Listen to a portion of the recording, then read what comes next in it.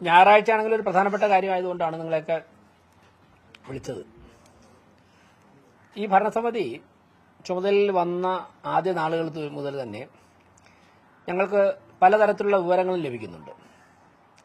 അതിൽ ഒരുപാട് കാര്യങ്ങൾ സത്യസന്ധമായിട്ടുള്ളതാണ്, ചിലതൊക്കെ തന്നെ എക്സാജറേറ്റഡ് വെർഷനാണ്. അതുകൊണ്ട് തന്നെ ഞങ്ങൾ എല്ലാ രേഖകളും പരിശോധിച്ച് തന്നെയാണ് വളരെ കൃത്യമായ നിരീക്ഷണത്തോടെയാണ് ഓരോ ചുവടും മുമ്പോട്ട് പോകുന്നത്. സജീവമായി കാര്യങ്ങളിൽ ഇടപെട്ട് തുടങ്ങിയപ്പോഴാണ് അനധികൃതമായ നിർമ്മാണ പ്രവർത്തനങ്ങളിലും കാര്യങ്ങളിലും സജീവമായിട്ട് ഇടപെട്ട് തുടങ്ങിയപ്പോഴാണ് തെരഞ്ഞെടുപ്പിന്റെ സമയമായത്. അപ്പോൾ നമുക്ക് കുറേ കാര്യങ്ങൾക്ക് പരിമിതി ഉണ്ടായിരുന്നു. പിന്നെ ദൈനംദിന പ്രവർത്തനങ്ങൾ മാത്രമേ ഇടപെടാനുള്ള അവസരമുണ്ടായിരുന്നുള്ളൂ. തെരഞ്ഞെടുപ്പ് കഴിഞ്ഞ് കോഡ് ഓഫ് കോണ്ടാക്ട് ഒക്കെ മാറിയതിനു ശേഷം ചില കാര്യങ്ങളിൽ അനധികൃതമായി നടത്തിയിട്ടുള്ള ചില കാര്യങ്ങൾ ഇടപെടുമെന്ന് ഞങ്ങൾ പറഞ്ഞിരുന്നു. അതിന്റെ അടിസ്ഥാനത്തിലാണ് കഴിഞ്ഞ ദിവസം ഹാർബർ വാർഡിൽ, കോവളം നിയോജകമണ്ഡലത്തിലെ ഹാർബർ വാർഡിലുള്ള മതിപ്പുറം, ആ പ്രദേശത്ത് 1-2 ഫ്ളാറ്റ് നിർമ്മാണവുമായി ബന്ധപ്പെട്ട് വന്ന കംപ്ലൈന്റ് അടിസ്ഥാനത്തിൽ അവിടെ സന്ദർശനം നടത്തിയത്. വരുന്ന ആളുകൾ അതിന്റെ കൂടുതൽ കാര്യങ്ങൾ വ്യക്തമാകും. ഞാൻ അന്ന് തന്നെ മാധ്യമങ്ങളോട് പറഞ്ഞിട്ടുണ്ട്. അതുകൊണ്ട് അതല്ല ഇന്നത്തെ വിഷയമായതുകൊണ്ട് അത് ആവർത്തിക്കുന്നില്ല. അതിനെ തുടർന്ന് കഴിഞ്ഞ ഒരുപാട് നാളായി ഞങ്ങളുടെ വിവിധ സ്റ്റാൻഡിംഗ് കമ്മിറ്റി ചെയർമാൻമാരുടെ കയ്യിലും ഡെപ്യൂട്ടി മേയറുടെയും സെക്രട്ടറിയുടെയും മേയറുടെ ഓഫീസിൽ ഉൾപ്പെടെ നിരവധി കംപ്ലൈന്റുകൾ നമ്മുടെ മാർക്കറ്റുകളെ കുറിച്ച് ലഭിക്കുന്നുണ്ട്. അതിൽ ഏറ്റവും കൂടുതൽ കംപ്ലൈന്റ് ലഭിക്കുന്നത് പാളയം മാർക്കറ്റിനെ കുറിച്ചാണ്. പാളയം മാർക്കറ്റിൽ നിങ്ങൾക്കൊക്കെ തന്നെ നമ്മളെപ്പോലെ തന്നെ അറിയാം, അവിടെ കുറേ നിർമ്മാണ പ്രവർത്തനങ്ങൾ സ്മാർട്ട് സിറ്റിയുടെ പേരിൽ നടക്കുകയായിരുന്നു. അതിൽ തന്നെ പോരായ്മ ഉണ്ടെന്നുള്ള അഭിപ്രായമുണ്ട്. അതൊക്കെ തന്നെ അന്വേഷിക്കേണ്ടതായിട്ടുണ്ട്. കോർപ്പറേഷന്റെ ഉടമസ്ഥതയിലുള്ള മാർക്കറ്റുകൾ ലേലത്തിന് പലരും എടുക്കാറുണ്ട്. തെരഞ്ഞെടുപ്പായതുകൊണ്ട് തന്നെ ഞങ്ങൾ പുതിയ മാർച്ച് 31 കാലാവധി കഴിഞ്ഞ പലതും 2 മാസം കൂടി എക്സ്റ്റെൻഡ് ചെയ്ത് കൊടുത്തിരുന്നു. കാരണം കോഡ് ഓഫ് കോണ്ടാക്ട് നിലവിലുള്ളതുകൊണ്ട് ആ സമയത്ത് ലേലം ചെയ്യാൻ പാടില്ല. അതുകൊണ്ട് തന്നെ മെയ് മാസം 6-ാം തീയതി കോഡ് ഓഫ് കോണ്ടാക്ട് മാറിയിട്ട് ലേലം ചെയ്ത് പുതിയ ആൾക്കാർക്ക് കൈമാറാൻ വേണ്ടിയുള്ള സമയം, അപ്പോൾ ഈ മാസം അവസാനം വരെയാണ് നീട്ടിക്കൊടുത്തിരിക്കുന്നത്. ഈ സമയത്തൊക്കെ തന്നെ കരാറിലുള്ള എല്ലാ മാനദണ്ഡങ്ങളും ലംഘിച്ചുകൊണ്ട് അവിടെ പണപ്പിരിവ് നടക്കുന്നതായിട്ടുള്ള വിവരം കിട്ടിയിട്ടുണ്ട്. കഴിഞ്ഞ ദിവസം ഇന്നലെ മാധ്യമങ്ങളിലൊക്കെ വാർത്ത വന്നിട്ടുണ്ട്. ഒരു കുട്ടം മീന് വച്ച് വിൽക്കുന്നതിന് 500 രൂപ അവിടെ കൊടുക്കേണ്ടതായിട്ടുണ്ട്. ഇത് ഇന്നൊന്നര തുടങ്ങിയല്ല, 45 വർഷമായിട്ട്, 45 വർഷം ഒരു പക്ഷേ 500 ആയിരിക്കില്ല, ഇങ്ങനെ കൊടുത്തുകൊണ്ടിരിക്കുകയാണ്. അപ്പോൾ കഴിഞ്ഞ ദിവസം സെക്രട്ടറിയുടെ കൈവശം ഒരു ക്യാൻസർ രോഗിയായിട്ടുള്ള ഒരു കച്ചവടം നടത്തുന്ന വനിത വന്ന് പരാതിപ്പെട്ടു. സെക്രട്ടറി അപ്പം തന്നെ അന്വേഷിച്ചു. ഞങ്ങൾ ചർച്ച ചെയ്തു. അവരുടെ പരാതി വസ്തുതാപരമാണെന്ന് കണ്ടെത്തി. ഉടൻ തന്നെ അവിടെയുള്ള എല്ലാ പിരിവുകളും നിർത്തിവെക്കാൻ ഒരു ഉത്തരവിട്ടു. അതിനുശേഷം ഇന്നലെ ഞങ്ങൾ ഭരണസമിതിക്ക് നേതൃത്വം കൊടുക്കുന്ന മുഴുവൻ പേരും പ്രധാനപ്പെട്ട ഉദ്യോഗസ്ഥർ ഉൾപ്പെടെ അവിടെ സന്ദർശനം നടത്തിയിരുന്നു. ആ സന്ദർശനത്തിന്റെ അടിസ്ഥാനത്തിൽ ഒരു കാര്യം ബോധ്യമായത്, നോട്ടീസ് കൊടുത്തതിന് ശേഷം പിന്നെയുള്ള എല്ലാ പിരിവും അവിടെ അവസാനിച്ചിരിക്കുകയാണ്. ഇനി എന്ത് ചെയ്യണമെന്ന് ഞങ്ങൾ ആലോചിക്കും.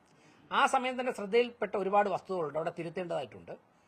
ഒന്ന്, സ്മാർട്ട് സിറ്റിയുടെ നേതൃത്വത്തിൽ നടത്തിയ നിർമ്മാണ പ്രവർത്തനങ്ങളിൽ പല റൂമുകൾക്കും പല കടമുറികൾക്കും അവിടെ കച്ചവടം നടത്താൻ സാധിക്കാത്തൊരവസ്ഥയാണ്. അതിനൊന്നും തന്നെ എയർ ഹോളില്ല, എയർ സർക്കുലേഷനുള്ള ഒരു സാധ്യതയുമില്ല, മുകളിലേക്ക് പോയിട്ട് ആൾക്കാർക്ക് സാധനം വാങ്ങാനുള്ള സൗകര്യമില്ല. അതുകൊണ്ട് തന്നെ കോടിക്കണക്കിന് രൂപ മുടക്കി ഉണ്ടാക്കിയ നിരവധി കടമുറികൾ, ഒരു 100 കുറയാത്ത കടമുറികൾ ഒഴിഞ്ഞു കിടക്കുകയാണ്. അപ്പോൾ നമ്മളെ അതിശയിപ്പിക്കുന്ന ഒരു കാര്യം, കണ്ണായ സ്ഥലത്ത്, കേരളത്തിലെ തന്നെ ഏറ്റവും പ്രധാനപ്പെട്ട സ്ഥലങ്ങളിലൊന്നാണല്ലോ പാളയം കണ്ണിമേറ മാർക്കറ്റ്, ഏറ്റവും പാരമ്പര്യമുള്ളതാണ്. അവിടെ ഇത്രയും കോടി രൂപ മുടക്കി ഒരു കെട്ടിടം കെട്ടിയിട്ടിട്ട് ഇത്രയും വർഷമായിട്ടും ഒരു കട പോലും ആരും ഒരാവശ്യത്തിന് എടുക്കുന്നില്ല എന്ന് പറഞ്ഞാൽ അതിൽ അശാസ്ത്രീയതയുണ്ട്. അതിന് ചില കാര്യങ്ങൾ പുനഃപരിശോധിക്കേണ്ടതായിട്ടുണ്ട്. ഞങ്ങൾ ഉദ്യോഗസ്ഥരുമായിട്ട് ഇന്നലെ ചർച്ച നടത്തി, ഇനിയും വരും ദിവസങ്ങളിൽ ചർച്ച നടത്തും. അപ്പോൾ ശ്രദ്ധയിൽപ്പെട്ട മറ്റു ചില കാര്യമാണ്, ഈ 3 നില കെട്ടിടത്തിലേക്ക് കയറി പോകാൻ വേണ്ടി വളരെ വീതിക്കുള്ള സ്റ്റെയർ കേസ് ഉണ്ട്. ഈ സ്റ്റെയർ കേസൊക്കെ കെട്ടിയതിന് ശേഷം ആ സ്റ്റെയർ കേസിന്റെ മുൻപിൽ ചിലർ അവരുടെ കയ്യൂക്കുണ്ട്. നിരവധി കാലങ്ങളായി അവിടെ വിലസുന്ന ചില പ്രാദേശിക സംഘങ്ങൾ അവരുടെ കയ്യൂക്കുകൊണ്ട് ഇവിടെയൊക്കെ തന്നെ അനധികൃത നിർമ്മാണം നടത്തി കൈയടക്കി വച്ചിരിക്കുകയാണ്. അവിടെയൊക്കെ തന്നെ നിയമവിരുദ്ധമായിട്ട് മാംസ വിൽപ്പനയും അതോടൊപ്പം തന്നെ മറ്റ് ബിസിനസ്സുകളും നടക്കുകയാണ്. ഇതിൽ പലരും ഇങ്ങനെ കട കെട്ടിയിട്ടിട്ട് 1000 രൂപ 2000 രൂപ ഓരോ ദിവസത്തേക്കും, ഒരു ദിവസത്തേക്ക് 1000 2000 3000 രൂപയ്ക്ക് പല ബിനാമികൾ പേരുകളിലും വാടകയ്ക്ക് കൊടുക്കുകയാണ്. അപ്പം അങ്ങനെ വളരെ വലിയ ക്രമക്കേടാണ് നടക്കുന്നത്. അതിന്റെ അടിസ്ഥാനത്തിൽ ഇന്നലെ വീണ്ടും ചേർന്ന ഭരണസമിതിയുടെ സ്റ്റാൻഡിംഗ് കമ്മിറ്റി ചെയർമാൻമാരൊക്കെ യോഗത്തിൽ അനധികൃതമായിട്ടുള്ള എല്ലാ നിർമ്മാണ പ്രവർത്തനങ്ങളും പൊളിച്ചു മാറ്റാൻ തീരുമാനിച്ചിട്ടുണ്ട്. ഇന്ന് അതിന്റെ ആദ്യഘട്ട നടപടി ആരംഭിച്ചു. ഞായറാഴ്ച ആയിരുന്നിട്ടും ആ പ്രശ്നത്തിന്റെ ഗൗരവം മുഖവിലേക്ക് എടുത്തുകൊണ്ടാണ് ഉദ്യോഗസ്ഥർക്കൊക്കെ തന്നെ ഇന്ന് ഡ്യൂട്ടി നിശ്ചയിച്ച് ആദ്യഘട്ട നടപടികൾ ആരംഭിച്ചിട്ടുണ്ട്. കോർപ്പറേഷനിലെ ആവശ്യമായ ഉദ്യോഗസ്ഥരെയൊക്കെ ഞങ്ങൾ അതിന് പ്രയോജനപ്പെടുത്തിയിട്ടുണ്ട്. ഇനി വരാൻ പോകുന്ന ദിവസങ്ങളിൽ ഇനിയും ചെയ്യാനുണ്ട്. ഇത് ഫസ്റ്റ് സ്റ്റെപ്പാണ്. നാളെ കൂടുതൽ രേഖകൾ, കാരണം ഇത് വർഷങ്ങൾക്ക് മുമ്പ് ചെയ്തതായതുകൊണ്ട് പല ജീവനക്കാരുമാണ് ഇത് കൈകാര്യം ചെയ്യുന്നത്. അപ്പോൾ ഇന്ന് ഞായറാഴ്ച ആയതുകൊണ്ട് എല്ലാവരിൽ നിന്നും രേഖകൾ വാങ്ങി പരിശോധിക്കാൻ സാധിച്ചിട്ടില്ല. ഇന്നലെ രേഖകൾ പരിശോധിച്ചതിന്റെ അടിസ്ഥാനത്തിൽ അനധികൃത നിർമ്മാണമെന്ന് തോന്നിയ ബോധ്യമായ കെട്ടിടങ്ങളാണ് അല്ലെങ്കിൽ നിർമ്മാണങ്ങളാണ് ഇന്ന് പൊളിച്ചത്. വരും ദിവസങ്ങളിൽ ഈ രേഖകൾ പരിശോധിച്ചതിന് ശേഷം അനധികൃതമായി നിർമ്മിച്ചിട്ടുള്ള കാര്യങ്ങളൊക്കെ തന്നെ ഞങ്ങൾ പൊളിച്ചു മാറ്റും. ഇതിൽ മറ്റൊന്ന് പറയുവാനുള്ളത്, തിരുവനന്തപുരം കോർപ്പറേഷനിൽ വ്യാപകമായി പല സ്ഥലങ്ങളിലും അനധികൃത നിർമ്മാണങ്ങൾ നടത്തിയിട്ടുണ്ട്. അതിൽ കച്ചവടം പൊടിപൊടിക്കുന്നുണ്ട്. അങ്ങനെ ചെയ്തിട്ടുള്ളവരോട് ഞങ്ങൾ പറയുന്നു, നിങ്ങൾ തന്നെ ആ വസ്തുക്കൾക്ക് നാശം വരാതെ അതിനെ പൊളിച്ചു മാറ്റണം. അങ്ങനെ നിർമ്മിക്കണമെന്നുണ്ടെങ്കിൽ മതിയായ രേഖകൾ സഹിതം മതിയായ ഘടകങ്ങൾ ഹാജരാക്കി ലൈസൻസ് നേടുക. അതിനെന്തെങ്കിലും ബുദ്ധിമുട്ടുണ്ടെങ്കിൽ, നിയമപരമായിട്ട് നിങ്ങൾക്ക് കിട്ടേണ്ട ലൈസൻസ് കിട്ടുന്നില്ലെങ്കിൽ ഭരണസമിതിയെ സമീപിച്ചു കഴിഞ്ഞാൽ ഞങ്ങൾ അതിലിടപെടും. അല്ലാതെ അനധികൃതമായി നിർമ്മിച്ചിട്ടുള്ള എല്ലാ നിർമ്മാണ പ്രവർത്തനങ്ങളും പൊളിച്ചു മാറ്റണം. അങ്ങനെയുള്ള നിർമ്മാണങ്ങളിൽ നിന്ന് നിങ്ങൾ പിന്മാറണം. കോർപ്പറേഷനെ ഒന്നും പൊളിച്ചു മാറ്റുവാനുള്ള ആഗ്രഹമില്ല. പക്ഷേ അത് തുടർന്നു പോയി കഴിഞ്ഞാൽ ഞങ്ങൾക്ക് നിയമപരമായിട്ടുള്ള നടപടികളായി മുന്നോട്ട് പോകേണ്ടി വരും. ഇക്കാര്യങ്ങളാണ് സൂചിപ്പിക്കാനുള്ളത്. നടപടികൾ ഇനിയും തുടരും.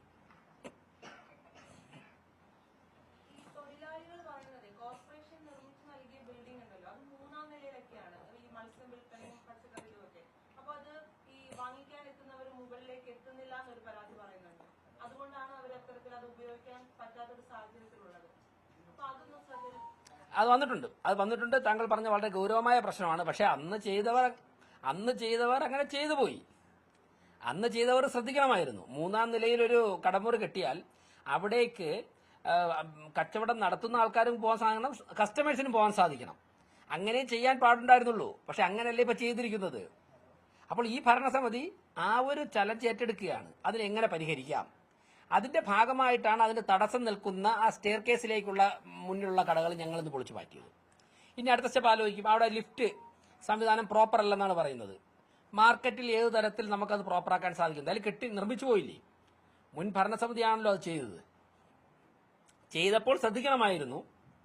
നിലവിലുള്ള സാഹചര്യത്തിൽ നിന്നുകൊണ്ട് പരമാവധി നമുക്ക് എങ്ങനെ സൗകര്യപ്രദമാക്കാം എന്നുള്ളതിനെ കുറിച്ച് ഞങ്ങൾ ചിന്തിക്കും. ഞങ്ങൾ എക്സ്പെർട്ടുകളുമായിട്ട് ആലോചിക്കും, എഞ്ചിനീയർമാരുമായിട്ട് ആലോചിക്കും.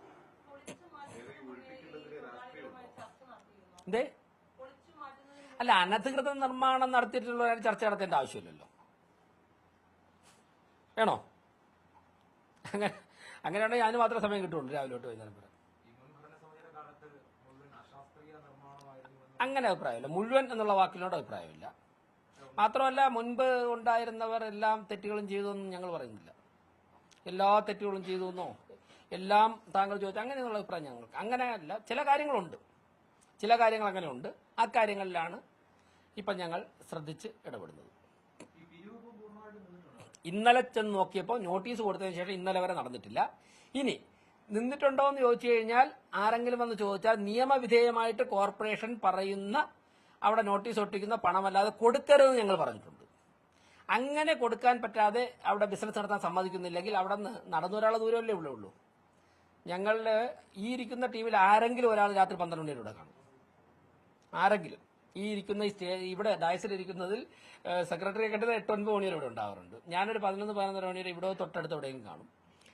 നേരിട്ട് വന്ന് പറഞ്ഞാൽ ഞങ്ങൾ ആ സമയം ഇടപെടും.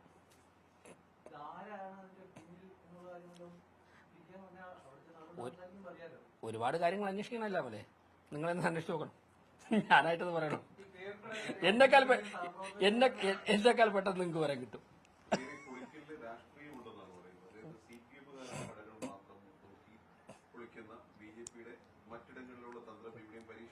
അപ്പൊ അനധികൃതമായിട്ട് കടകൾ അവരാണ് കെട്ടിയെന്നാണ് അരുൺ പറയണത്. എന്തിനാണ് വെറുതെ ഞാൻ പറഞ്ഞത്, ഞങ്ങളിന്ന് പൊളിച്ച കടകൾ ഏതെങ്കിലും അനധികൃതമായിട്ട് അല്ല നിയമവിധേയമായിട്ട് കെട്ടിയ ഏതെങ്കിലും കടകളിൽ പൊളിച്ചിട്ടുണ്ടോ? പറയണം. അല്ല, രേഖകൾ കാണിച്ചാൽ മതി. നിയമവിധേയമായിട്ട് നിർമ്മാണം നടത്തിയ ഏതെങ്കിലും കടകളുടെ അടുത്തോട്ടെങ്കിലും ഇറങ്ങി പോയിട്ടുണ്ടോ?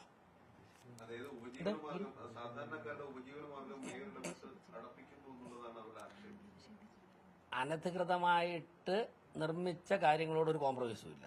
ഇനി എന്ത് പറഞ്ഞാലും അവിടെ ഞാൻ ചോദിക്കട്ടെ, നിയമവിധേയമായിട്ട് ചെയ്ത സ്ഥാപനങ്ങളാണെങ്കിൽ അവിടെ ഒരു പ്രതിഷേധം ഉണ്ടാവുന്നത് അവർക്ക് തന്നെ അറിയാം. ഞങ്ങൾ ഇന്നലെ പോയി പറഞ്ഞപ്പോൾ തന്നെ എനിക്ക് തോന്നുന്നു മാനസികമായി അവർ അതിന് തയ്യാറായിരുന്നു. കാരണം ഭരണസമിതി ന്യായമായ കാര്യങ്ങളാണ് പറഞ്ഞതെന്ന് പറഞ്ഞിട്ട് ഞങ്ങൾ നിയമവിധേയമായിട്ട് ചെയ്യുന്ന ഒരു കാര്യത്തിലും ഇടപെടില്ല. ഞങ്ങളുടെ ഭരണസമിതിയുടെ മുൻപിൽ രാഷ്ട്രീയ വിശ്വാസം അല്ലെങ്കിൽ രാഷ്ട്രീയ പ്രവർത്തനം നിയമവിരുദ്ധമായ കാര്യങ്ങൾ ചെയ്യുന്നതിന് ഒരു പ്രൊട്ടക്ഷൻ ആവില്ല.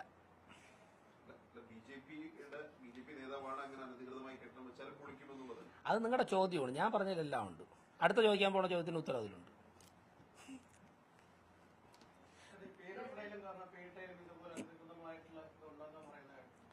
അല്ല, ഞങ്ങൾ ഇങ്ങനെ ഒരുപാട് കേട്ടിട്ടുണ്ട്. ഓരോന്നായിട്ട് പരിശോധിച്ചുകൊണ്ടിരിക്കണേ ഉള്ളൂ. ഉണ്ട് എന്നാണ് ഞങ്ങൾ കേട്ടിട്ടുള്ളത്. ഞങ്ങൾ ഓരോന്നോരോന്നായിട്ട് ഡോക്യുമെന്റ്സ് എടുത്ത്, ഇത് മാത്രമല്ല വേറെ ഡേ ടു ഡേ ആക്ടിവിറ്റി ഇല്ലേ, അപ്പം അതിനോടൊപ്പം കിട്ടുന്ന സമയത്ത് ചെയ്യും. എന്തായാലും ഞങ്ങൾ കംപ്ലീറ്റ് ചെയ്യും. കാര്യങ്ങൾ തുടങ്ങി വെച്ച എല്ലാ കാര്യങ്ങളും കംപ്ലീറ്റ് ചെയ്യും.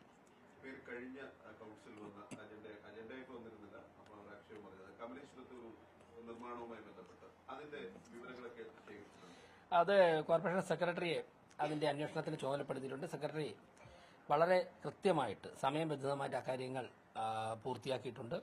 അടുത്ത കൗൺസിൽ തന്നെ അത് പറയാം. ഒരു കൗൺസിൽ പറഞ്ഞ കാര്യം, അന്വേഷണം നടക്കുന്ന കാര്യം കൗൺസിൽ തന്നെ അതിന്റെ മറുപടി പറയാം.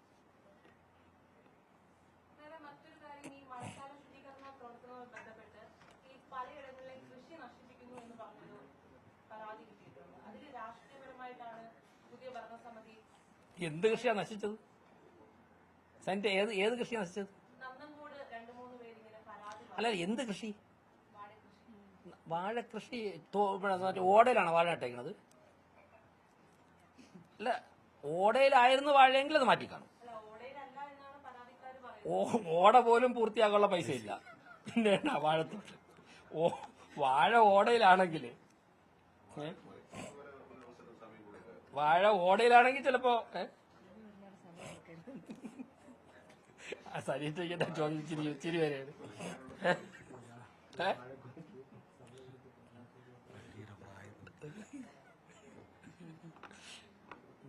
വേറെ കഴിഞ്ഞില്ലേ?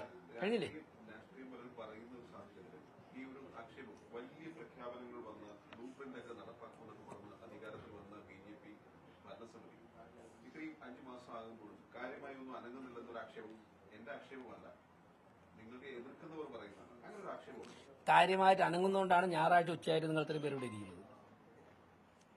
ഞായറാഴ്ച ഉറങ്ങുന്ന ഒരു ഭരണസമിതി ആണെന്നുണ്ടെങ്കിൽ ആ ഭരണസമിതി സുഖമായിട്ട് ഉറങ്ങിയേ. നിങ്ങൾ ചിലരൊക്കെ ഇന്ന് ലീവായിട്ടും വന്നത് ഗൗരവമുള്ള വിഷയങ്ങളിൽ ഭരണസമിതി ആഴ്ച പോലും നോക്കാം. സർക്കാർ ഉദ്യോഗസ്ഥ പോലും വന്നിരിക്കുക ഞായറാഴ്ച. നിങ്ങളുടെ മുൻപിൽ 3 മണിക്ക് ഇത് കാര്യം പറയാൻ വേണ്ടി ഇരിക്കണമെങ്കിൽ എത്ര മണിക്ക് വന്നതാണ് ഇവിടെ? രാവിലെ ഒരു 8 മണിക്കെങ്കിലും അവധി ദിവസം ഇതിനുള്ള തയ്യാറെടുപ്പുകൾ നടത്തിയായിട്ടില്ലേ ഞങ്ങൾ ഏറ്റെടുത്ത വർക്ക് പൂർത്തിയാക്കിയിട്ട്?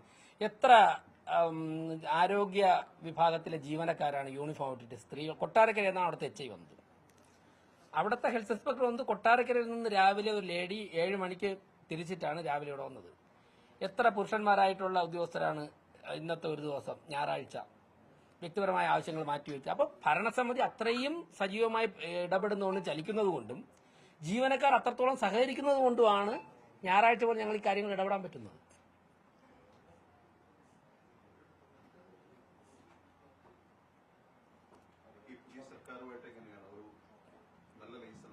മുൻ സർക്കാരുമായിട്ടും വളരെ നല്ല ബന്ധമായിരുന്നു. ഇപ്പോഴത്തെ സർക്കാരുമായിട്ട് വളരെ നല്ല ബന്ധമാണ് ഇപ്പോഴുള്ളത്, ആഗ്രഹിക്കുന്നത്.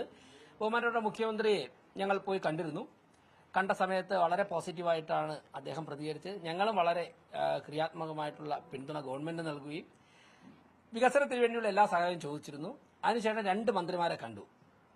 നമ്മുടെ തിരുവനന്തപുരത്തുള്ള 2 മന്ത്രിമാർ, ശ്രീ കെ മുരളീധരനെയും ശ്രീ CP ജോണിനെയും. ഈ 2 വിഭാഗവും കോർപ്പറേഷനുമായിട്ട് സഹകരിച്ച് പോകേണ്ട.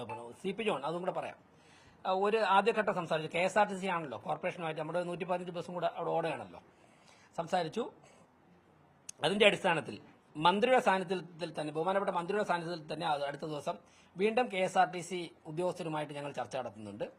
കഴിഞ്ഞ ഘട്ടം നടത്തിയ ചർച്ചകളുടെ തുടർച്ചയായിട്ട് അതിൽ ഇലക്ട്രിക് ബസ്സുകൾ നഗരത്തിൽ ഓടുന്നതിന്റെ വിവിധ വശങ്ങൾ കഴിഞ്ഞ ദിവസം കണ്ടപ്പോൾ സംസാരിച്ചിരുന്നു. പിന്നെ മറ്റൊരു കാര്യം മന്ത്രിയുടെ ശ്രദ്ധയിൽപ്പെടുത്തിയത്, ഇന്നലെ ഞാനും അനുഭവസ്ഥനാണ്, നിങ്ങളൊക്കെ പല ദിവസവും അനുഭവിച്ചു കാണും.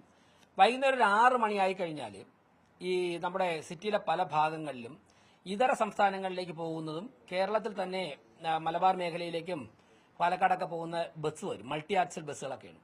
ഈ ബസ്സുകൾ കൊണ്ടുവന്ന് യാത്രക്കാരെ കയറ്റുന്നത് കൊണ്ട് തന്നെ വളരെ വലിയൊരു സമയം ബ്ലോക്ക് ആവാറുണ്ട് റോഡ്, പ്രത്യേകിച്ച് തമ്പാനൂർ, അരിസ്റ്റോ അവിടെയൊക്കെ. ഈ ബസ്സുകളെയൊക്കെ തന്നെ മറ്റൊരു സ്ഥലത്തേക്ക് മാറ്റണം. മുൻപ് മനോരമ പത്രം നടത്തിയ ഒരു ചർച്ചയിൽ സിറ്റി പോലീസ് കമ്മീഷണർ ഉൾപ്പെടെ ഞങ്ങൾ ഇരുന്നൊരു ചർച്ചയിൽ വന്നത്, ഒന്നിൽ ഈഞ്ചക്കലേക്ക് മാറ്റണം. ഈഞ്ചക്കൽ ഇപ്പോൾ ഗ്രൗണ്ട് ഉണ്ടല്ലോ, ഈ ദൂര സ്ഥലങ്ങളിലേക്ക് പോകുന്ന ബസ്സുകൾ അവിടെ ഇട്ടിട്ട് ആൾക്കാർ അവിടെ വന്ന് കയറണം. ഇന്ന് ഞാൻ ബഹുമാനപ്പെട്ട മന്ത്രിയെ ഇന്ന് ഒരു ചടങ്ങിൽ വെച്ച് കണ്ടപ്പോൾ സംസാരിച്ചിരുന്നു. വളരെ പോസിറ്റീവായിട്ടാണ് അദ്ദേഹം അതിൽ പ്രതികരിച്ചത്. അപ്പോൾ വരാൻ പോകുന്ന ദിവസങ്ങൾ ഞങ്ങൾ ഇരിക്കുമ്പോഴേക്കും അക്കാര്യങ്ങൾ ഉൾപ്പെടെ ചർച്ച ചെയ്യും. അദ്ദേഹം 1-2 ആശയങ്ങൾ മുന്നോട്ട് വെച്ചു. അപ്പോൾ KSRTC ആയിട്ട് വീണ്ടും ചർച്ചകൾ നടത്തും. തിങ്കളാഴ്ച തദ്ദേശ സ്വയംഭരണ വകുപ്പ് മന്ത്രിയെ കാണുന്നുണ്ട്. അതുപോലെ തന്നെ ഇലക്ട്രിസിറ്റി മിനിസ്റ്റർ ശ്രീ സണ്ണി ജോസഫ്, അദ്ദേഹത്തെ കാണുന്നുണ്ട്. പിന്നെ ജലസേചന വകുപ്പ് മന്ത്രിയെ വിളിച്ചിട്ടുണ്ട്. അത് തിങ്കളാഴ്ച വൈകുന്നേരം 6 മണി അടുപ്പിച്ച് അദ്ദേഹത്തെ കാണും. 3 മന്ത്രിമാരെ തിങ്കളാഴ്ച കാണുന്നുണ്ട്. അപ്പോൾ കോർപ്പറേഷനുമായിട്ട് സഹകരിക്കേണ്ട വകുപ്പുകളിലെ മന്ത്രിമാരുമായിട്ട് എത്രയും ചുരുങ്ങിയ ദിവസം കൊണ്ട് തന്നെ ചർച്ചകൾ പൂർത്തിയാക്കും.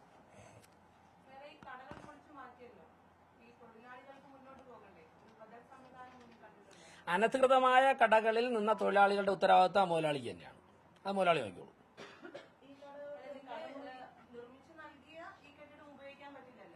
എന്തേ ആ കെട്ടിടങ്ങൾ ഉപയോഗിക്കേണ്ടവരിയ്ക്കുന്നത് റോഡിലാണ്. അവരുടെ പ്രശ്നമല്ല താങ്കൾ ചോദിച്ചത്. അതായത് സനീറ്റ, ആ കടകൾ ഉപയോഗിക്കേണ്ട ഈ മത്സ്യ കച്ചവടം നടത്തുന്ന വീട്ടമ്മമാർ, സ്ത്രീകളൊക്കെ ഉണ്ടല്ലോ, അതുപോലെ അങ്ങനെയുള്ള ചെറുകിട കച്ചവടം നടത്തുന്നവരാണ്. അവർക്കാണ് മുകളിലേക്ക് കയറാൻ പറ്റാത്തത്. അവരുടെ ഒരു ഉപകരണങ്ങൾക്ക് തടസ്സപ്പെടുത്തിയിട്ടില്ല. അവരുടെ പ്രശ്നം അഡ്രസ് ചെയ്തതിനു ശേഷം മാത്രമേ അവരവിടെ നിന്ന് മാറാൻ പറയുള്ളൂ. ഇപ്പൊ ചെയ്തത് വൻകിട കടകൾ നിർമ്മിച്ച് അവിടെ അനധികൃതമായ നിർമ്മാണം നടത്തിയവർക്കാണ് നടപടിയെടുത്തത്. അവരുടെ തൊഴിലാളികളുടെ കാര്യം അവർ നോക്കും. അതായത് ഇവരൊക്കെ തന്നെ പരമ്പരാഗതമായിട്ട് കച്ചവടം നടത്തിക്കൊണ്ടിരുന്നവരാണ്. അവർക്ക് മുൻ ഭരണസമിതി സ്മാർട്ട് സിറ്റിയെ കൂടെ ചേർന്നിട്ട് കടമുറികൾ നിർമ്മിച്ചു കൊടുത്തു. ആ കടമുറികളിൽ നിന്ന് അവർക്ക് ബിസിനസ് നടത്താൻ പറ്റുന്നില്ല. ഇതാണ് അവരുടെ പ്രശ്നം. കാരണം അങ്ങോട്ട് കസ്റ്റമേഴ്സ് ചെല്ലുന്നില്ല, അവർക്ക് കയറാൻ വേണ്ടിയിട്ട് സ്റ്റെയർ കേസോടെ കയറാനായിട്ടുള്ള ബുദ്ധിമുട്ടുണ്ട്. ഇതൊക്കെയാണ് അവരുടെ പ്രശ്നം. മാത്രമല്ല അവിടെ എയറേഷൻ ഇല്ല. അത് വസ്തുതയാണ്, എയർ സർക്കുലേഷൻ. ഞങ്ങളെല്ലാം ഇന്നലെ പോയി. നിങ്ങൾ പോയാലും നിൽക്കാൻ പറ്റില്ല. ഇന്നലെ പോയ മാധ്യമപ്രവർത്തകർക്ക് തന്നെ അറിയാം. അപ്പോൾ അതൊരു ഇഷ്യൂ ആണ്, റിയാലിറ്റിയാണ്. ആ റിയാലിറ്റി നമ്മൾ അഡ്രസ് ചെയ്യണം.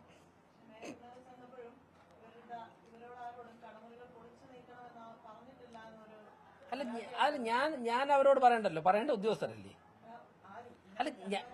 അല്ല അനധികൃത നിർമ്മാണം നടത്തിയിട്ടുള്ള ഒരാളിന് അദ്ദേഹം ചെയ്ത അവർ ചെയ്ത തെറ്റാണെന്ന് അവർക്ക് അറിയില്ലേ? ഞാനെന്തിനാ പറയണത്? അങ്ങനെ ആക്ടി പറയുന്നുണ്ടോ? അല്ല, അനധികൃത നിർമ്മാണം നടത്തിയിട്ടുണ്ടെങ്കിൽ അത് മാറ്റുവാനുള്ള നിയമപരമായിട്ടുള്ള ഉത്തരവാദിത്തം കോർപ്പറേഷനുണ്ട്.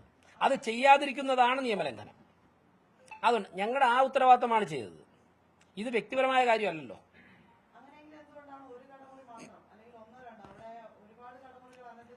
അതിന്റെ ഉത്തരം ഞാൻ ആദ്യം പറഞ്ഞു. ലഭ്യമായ ഇന്ന് ഞായറാഴ്ചയും ഇന്നലെ വൈകുന്നേരവുമായി ലഭ്യമായ രേഖകൾ പരിശോധിച്ചതിന്റെ അടിസ്ഥാനത്തിൽ ബോധ്യം വന്ന കാര്യങ്ങളാണ് ഇന്ന് ഉച്ചവരെ ചെയ്തിട്ടുള്ളത്. ഇത് തുടരും. അവിടെ മാത്രമല്ല, തിരുവനന്തപുരം സിറ്റിയിലുള്ള അനധികൃത നിർമ്മാണങ്ങളുമായി ബന്ധപ്പെട്ടുള്ള രേഖകൾ പരിശോധിച്ച് ബോധ്യപ്പെടുന്നതിന്റെ അടിസ്ഥാനത്തിൽ ഉദ്യോഗസ്ഥർക്കും ഭരണസമിതിക്കും ബോധ്യപ്പെടുന്ന എഞ്ചിനീയറിംഗ് ഡിപ്പാർട്ട്മെന്റ് ഉൾപ്പെടെ ഇപ്പൊ മരാമത്ത് ചെയർപേഴ്സൺ ഉണ്ടല്ലോ, അവരൊക്കെ ഞായറാഴ്ച വന്നിരിക്കുന്നത് ഇത് പരിശോധിച്ച് ബോധ്യപ്പെടാനാണ്. ബോധ്യപ്പെടുന്നതിന്റെ അടിസ്ഥാനത്തിൽ ഞങ്ങൾ ഇനിയും തുടരും. ഒരു ദിവസം കൊണ്ട് തീർക്കാൻ പറ്റുന്ന പ്രോസസ് അല്ലല്ലോ. സ്വാഭാവികമായിട്ട് വർക്ക് ആവശ്യപ്പെടുകയാണെങ്കിൽ സാഹചര്യം അനുസരിച്ച് വരുമല്ലോ. അവർക്ക് സന്തോഷമാണ്. ഈ അനധികൃത നിർമ്മാണം കൊണ്ടൊക്കെ ഏറ്റവും ബുദ്ധിമുട്ടുണ്ടാവുന്ന ഉദ്യോഗസ്ഥർക്കാണ്. അവർക്ക് അങ്ങനെ ഒരു അവസരം ഇതിനെതിരെ നിയമവിരുദ്ധ പ്രവർത്തനങ്ങൾക്കെതിരെ പ്രതികരിക്കാൻ കിട്ടിയപ്പോഴേക്കും അവർ വളരെ സന്തോഷത്തോടെയല്ലേ ചെയ്തത്. ഞങ്ങളൊരു 4 മണിയാവുമെന്നാണ് വിചാരിച്ചത്. അവർ 2 മണിക്കൂർ കൊണ്ട് എല്ലാം തീർത്തു.